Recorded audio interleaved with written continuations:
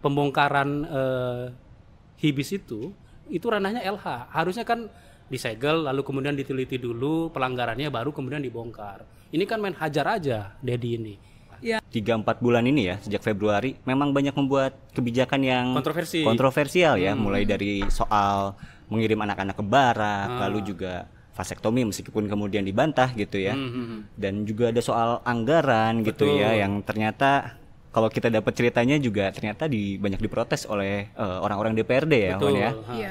Karena ternyata Dedi ini ketika menyusun itu tidak melibatkan sama sekali anggota DPRD. Betul. Dan bahkan sampai ada berapa kali perubahan? 5. Ada 3 kali perubahan, Gi. Jadi dan kata anggota DPR itu tidak diberitahu. Memang kalau penyusunan kan tidak tidak perlu melibatkan DPR karena itu pergu bentuknya bukan perda kan. Cuma kan minimal diberitahu gitu loh.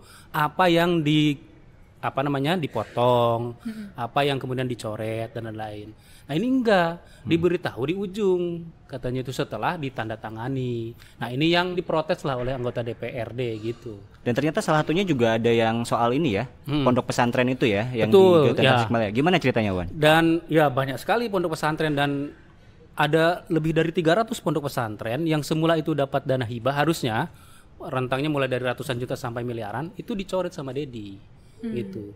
Dan ini menimbulkan protes lah dari dari banyak kalangan, bukan hanya DPRD termasuk juga pengurus pesantrennya. Nah untuk lengkapnya nanti ada di majalah Tempo karena kami ngirim juga koresponden ke sana untuk ngecek ke Garut dan ke Tasik ya. Ke Garut ya gitu. Terima kasih sudah menyimak pembahasan kita kali ini sampai akhir. Semoga apa yang kami sampaikan bisa menambah wawasan dan membuka perspektif baru tentang isu-isu yang sedang berkembang. Kalau kamu merasa informasi ini penting, jangan ragu untuk like, subscribe, dan bagikan video ini ke teman atau keluarga. Dukungan kamu sangat berarti untuk perkembangan channel Politik Pintar dan semangat kami untuk terus menghadirkan konten yang objektif dan mendalam. Ya, tulis pendapatmu di kolom komentar. Apakah kamu setuju, tidak setuju, atau punya sudut pandang lain? Politik bukan soal menang atau kalah, tapi soal memahami dan berpikir kritis bersama. Channel Politik Pintar akan terus hadir dengan analisis tajam, informasi terpercaya, dan pembahasan yang menantang cara kita melihat dunia politik.